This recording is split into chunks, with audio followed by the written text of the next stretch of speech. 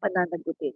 Darating din ang panahon na mismo mga kaibigan, ang tadhana na mismo ang tutuldok sa lahat ng kanyang mga kalokohan at sa lahat ng kanyang mga kasalanan.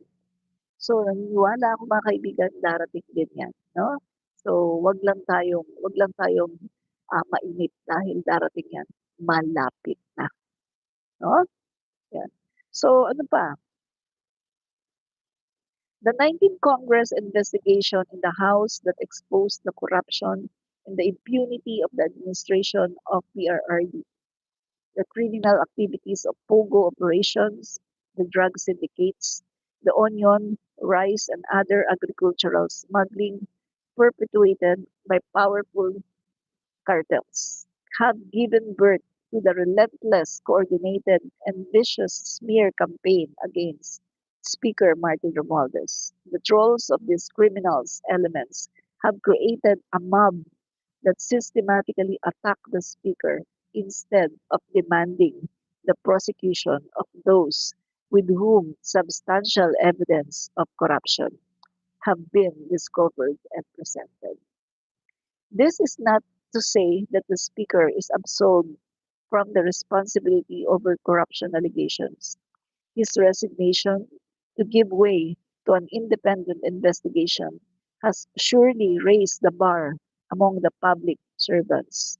I hope VP Sara, Senators Joel Villanueva and Senator Jingo Estrada, and all the government officials and employees implicated in corruption with substantial evidence already presented should follow suit and resign from their positions to give way to independent investigations. And to borrow PBBM's admonition, mahiya naman kayo. So mga kaibigan, dapat mag-resign na rin yung mga yung mga binabanggit na pangalan. Dapat mag-resign na rin. Unang-una, dapat mag-resign si Sara Duterte. Ang daming ebidensya na lumabas sa kanyang impeachment trial. Dapat siyang mag-resign. Pangalawa, mag-resign na si Chis Escudero na binabanggit din dito. Pangatlo, sa bagay si Chis, hindi na niya kailangan mag-resign kasi talagang tinanggal siya ng mga kasama niya. No? Pangatlo, sina Jinggoy, etong sina Joel Villanueva. Huwag niyong gamitin ang inyong mga power. No? Hayaan niyo ang investigasyon ng independent committee. No? So, mga kaibigan, Speaker Martin Romualdez set the bar high na talagang meron tayong speaker na talagang hanggang sa huli ay nanatili ang kanyang integrity, nanatili ang ibang kagandahang asal, pagiging statesman, kahit na napakaraming ibinato sa kanya. Yan ang tao na dapat na sumunod sa ating Pangulong Bongbong Marcos na maging Pangulo ng Pilipinas. Ganyan ang tao na fit na maging Pangulo ng Pilipinas someday. Titingnan mo mga kaibigan, no, na kay Speaker Martin Romualdez ang lahat ng qualification na maging magandang leader ng ating bansa someday. No? Kaya kung sino man yung mga lumalabas no, na maging Pangulo ng Pilipinas someday, no? Speaker Martin Romualdez pa rin ang aking napupusuan na maging Pangulo ng Pilipinas dahil siya talaga yung nakikita ko sa behavior, integrity, sa kanyang mga policy, sa kanyang mga ginagawa na mga paglaban no sa mga drug cartel, sa rice cartel, onion cartel, sa mga ginawa niya, mga achievements niya sa Congress. Napakaganda mga kaibigan. No? Kaya kudos Speaker Martin Romualdez. Kahit na nag-resign ka na sa Congress, hindi mawawala ang respeto ng mamamayang Pilipino sa iyo. dahil pinakita mo ang iyong integridad, ang iyong prinsipyo hanggang sa kahuli-hulihan, 'di ba? Unlike kay Sara Duterte na wala, walang integridad, sinungaling, bugok na, sinungaling pa, kurap pa, magnanakaw, 'no?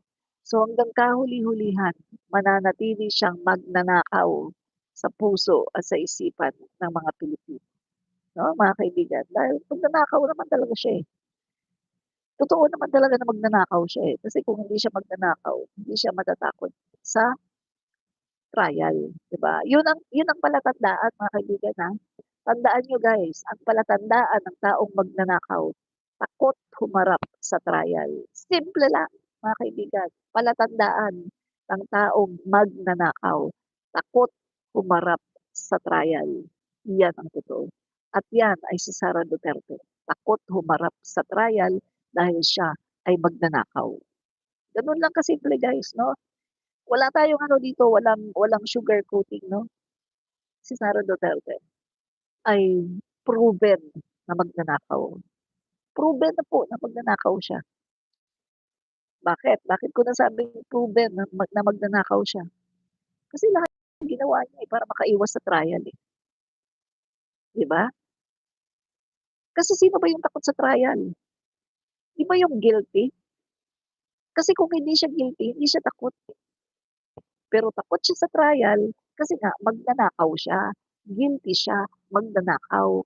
A million times Sara Duterte is magnanakaw at patuloy niya tayong pinagnanakawan hangga't nandiyan siya na sa gobyerno, patuloy niya tayong pagnanakawan at hindi siya titigil sa pagnanakaw, 'di ba? Yan mga kaibigan ang katotohanan. Magnanakaw si Sara Duterte. Magnanakaw, magnanakaw, magnanakaw, magnanakaw, magnanakaw si Sara Duterte.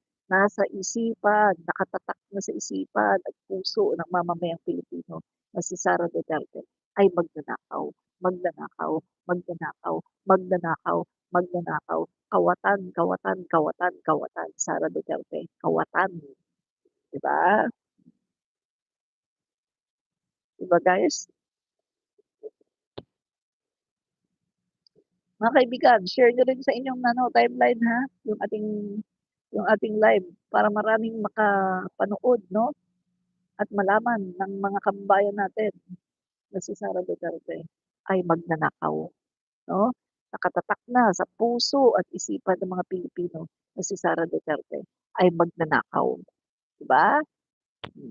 Magnanakaw si Sara.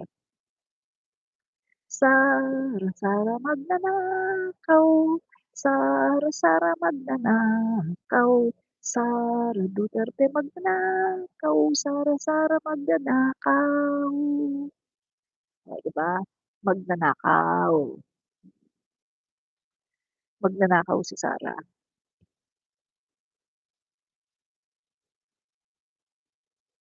Sara, Sara magnanakaw, Sara, Sara magnanakaw, Sara, Sara magnanakaw, magnanakaw si Sara. Sara, Sara magnanakaw, Sara, Sara magnanakaw, Sara, Sara magnanakaw, magnanakaw si Sara. Hangga't hindi niya hinaharap ang trial, mananatili sa puso at isipan ng mga Pilipino na siya ay isang tumataginting na magnanakaw, magnanakaw, magnanakaw, magnanakaw. Sabi nung isang ano kanina, sabi nung isang nag-comment kanina, "Ay bongga, marami na daw ako nakulimbat, bayad daw, bayad." Oh, talaga bongga. Oh, bongga bongga naman talaga, 'di ba? Yung damit ko sa TikTok, 'no, damit ko sa TikTok,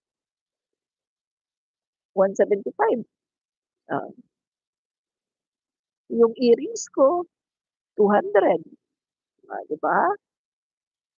Yung aking singsing, peke,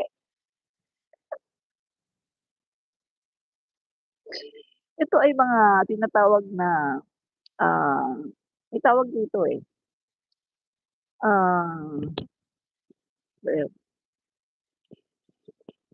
nasa dulo ng dila ko, eh. Yung yung mga accessories at nasa dulo ng dila ko, eh, mga kaibigan, eh. Fashion, 'yon. Fashion accessories ang tawag dito, 'yan. Ibig sabihin, fashion accessories, ito yung mga accessories for fashion only, 'no? Hindi ito yung mga, "Uy, 18 karat gold," hindi gano'n, kundi fashion accessories. Ito yung mga peke, 'no, mga peke, 'no? So, mga peke lang po ang aking suot, 'no? Ako po ay, hindi nagsusuot ng tunay. Bakit? Kasi kuripot po ako, 'yan. Pagdating po sa mga bagay-bagay, kuripot ako. Pero pangtulong para sa tao, para sa family ko, okey sa akin. Pero para sa sarili ko, bibili ako ng mamahalin. No way. Kahit magkaroon pa ako ng pera, no way, 'no? Sapatos ko, pinakamahal na ₱300. Ano pa ako niyan, 'pag bumili ako ng sapatos na ₱300 parang masama pa loob ko. Gusto ko yung mga tigwa 150 lang, yung mga ganyan lang, yung mura lang talaga, ganyan po ako. Hindi po ako na branded, hindi ako gano'n, 'no? Kasi ako po sa totoo lang, kahit gaano pa kamura yung mga bagay na yan 'pag sinuot ko nagmumukhang mamahalin. Yan po ang katotohanan, 'no?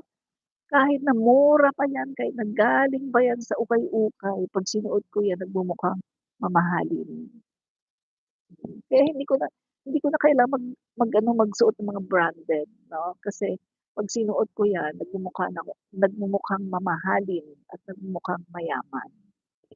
'Di ba? Yun yun, 'di ba?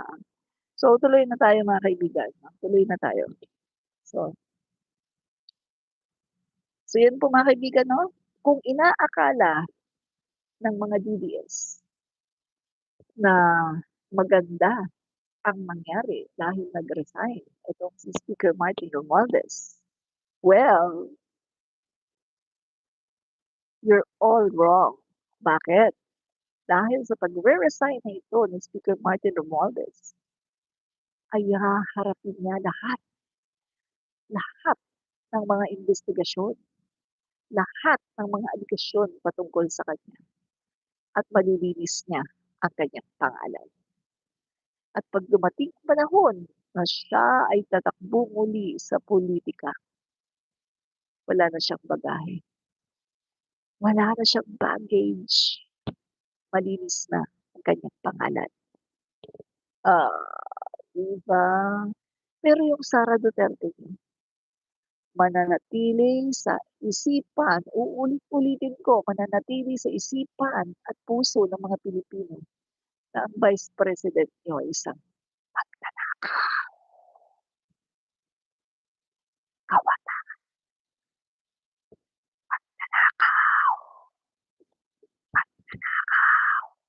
ang Vice Presidente niyo magnanakaw. Bakit? Takot tumarap sa trial. Ginawa niya lahat para pigilan ang trial. Gusto daw niya ng bloodbath, pero nung andiyan na, pinigilan ang trial. Takot kasi na-realize niya, hala, naku mabubuksan yung mga ano ko, mga account. Makikita dun na totoo yung sinasabi ni Trillanes. Tapos alam niyang guilty siya sa pagha-hire ng assassin. Alam niyang guilty siya. Uusisain niya yun, sino ba yung assassin na yan na hinire mo? Uusisain yun, eh, sino yan? Sino yan? Biruin mo, Vice Presidente ka, may kilala kang killer, nag-hire ka talaga ng assassin. Ibig sabihin masamang tao ka. Kasi tignan mo, kahit sa mga pelikula, sino ba ang kumakausap sa mga assassin? Sino ba ang nagha-hire ng killer? 'Di ba yung mga masasamang tao na may Papa Chubby? Wala namang mga bida sa Wala namang mga bida na ano, na mga mabubuting tao na magha-hire ng assassin. Ang nagha-hire lang ng assassin, yung mga kontrabida, yung mga masasamang tao. May mga kilala sila na mga binabayaran nila para magpa-tsugi. O, 'di ba? Oh, 'yan ang katotohanan. O, 'di ba? That's the truth and nothing but the truth. Benson Duterte, pamilyang magnanakaw. Tama ka, magnanakaw talagang pamilyang 'yan, 'di ba?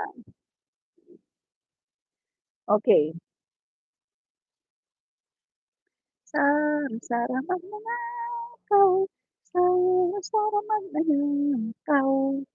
Hmm, magnanakaw, magnanakaw, 'di ba? Ah, dalian. Wait guys, share ko lang 'tong ano, sara-sara magnanakaw, sara-sara magnanakaw. Share lang natin 'to,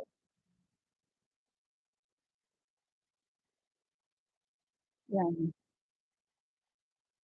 Kampo, sandali, lagyan ko lang ng ano, kampo,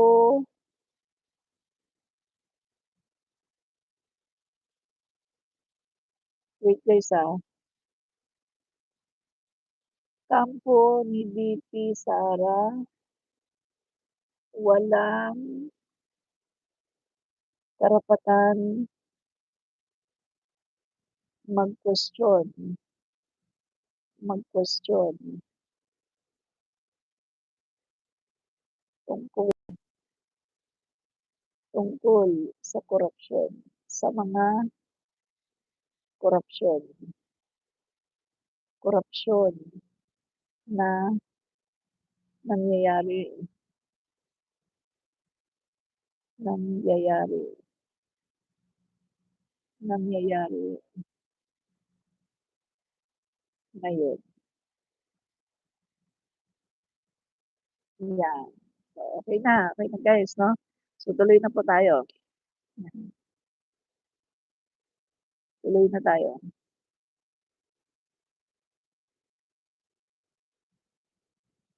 Sari-sara magnanakaw, sari-sara magnanakaw, sari-sara magnanakaw, magnanakaw si Sara.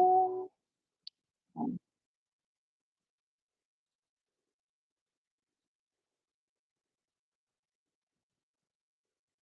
yan. So, mga kaibigan, eto maging ano po tayo, maging ano guys 'no, kayo po ay maging, kumbaga, ah, maging ano po kayo, sandali, sagutin ko lang po, yan. So, maging sensitive po kayo guys 'no, maging sensitive kayo. Kasi kita niyo mga kaibigan, magtataka kayo, yung grupo na bumabanat tungkol sa korapsyon 'no, Ghost Flood Control Projects, magtataka ka, sini-singled out Speaker Martin Romualdez, na kung titingnan natin mga kaibigan, kung titingnan natin, yung pagsi-single out nila kay Speaker Martin Romualdez, walang nilatag na evidence si Diskaya, 'di ba? Magtataka ka mga kaibigan kasi dito kay Joel Villanueva at kay Jinggoy Estrada, may nilatag na ebidensya. Nandiyan yung mga pera, nandiyan yung mga pictures, nandiyan yung mga text messages. Pero magtataka ka, yung sini-single out nila si Speaker Martin Romualdez na walang ipinakitang ebidensya, si Diskaya. So alam mo na, sino ang kumikilos, sino ang gumagalaw para para dito sa pag, sira sa pangalan ni speaker. Alam mo na, 'di ba? Sino ba yung babae na galit kay Speaker Martin? Ah, hmm, sino? So, alam niyo na guys kung sino. Kaya nakita natin ngayon 'no, selective yung grupo na 'yan, selective, sini-single out nila si Speaker Martin Romualdez. Pero kung titingnan mo mga kaibigan, yung pag-mention ng pangalan ni Speaker Martin Romualdez, walang binigay na ebidensya, walang pinakita na ebidensya. Minention lang ang pangalan pero walang pinakitang ebidensya. Pagkatapos yung pagkaka-mention ay hindi pa direct dahil sinabi lang daw ni ganito, ni ganyan. Magtataka ka, nung dinrap ang pangalan ni Jinggoy at ni Joel Villanueva at meron pa ebidensya, may pictures, may mga pera sa lamesa, may text messages, pero magtataka ka, bakit yata si Speaker Martin ang binabanatan na wala namang ebidensya? Pero bakit yung mga senador, pati si Cheese Escudero, ay bakit hindi naman nila binabanatan ng gano'n? Uh, Kasi guys, ang target nila, si PBBM, pabagsakin ang Pangulo. Bakit si Speaker Martin Romualdez ang inuuna? Kasi diyan po sa Congress magmumula. Pag nawala si Speaker Martin Romualdez, kapag mahina ang kasunod na speaker, at kapag ito ay kinudita ni Aling Maliit at napalitan na naman ng speaker, at ito ay pro Duterte na, yan mga kaibigan. Gagawa nila ngayon ng gawa-gawang kaso si PBBM, ipapa-impeach, papatanggal nila. Yan po, yan ang dahilan kung bakit inuuna nila, bakit nila ni-single out si Speaker Martin Romualdez. Kasi yung kanilang pinakaplano, tanggalin si PBBM. At hindi nila matatanggal pag nandyan si Speaker Martin Romualdez. So ito mga kaibigan, no, yung kanilang ah, kumbaga, ang tawag dito, yung pagsira nila kay Speaker Martin Romualdez. Sa ngayon, okay, sige, okay, tagumpay kayo. Nasira ninyo, at dahil sa paninira ninyo, nag-resign siya para maharap niya lahat ng investigasyon. Pero ang isang leader, ang isang mabuting leader, madapa man yan, tatayo yan at lilinisin ang kanyang pangalan. At pagbalik niya, malinis na ang pangalan niya at pagbalik niya, diyan niyo malalaman na welcome pa rin siya sa sambayan ng Pilipino at may possibility na pag tumakbo siya sa pagiging Pangulo ng Pilipinas at siya ay sinuportahan ni PBBM, mananalo pa yan. Kasi wala na siyang baggage.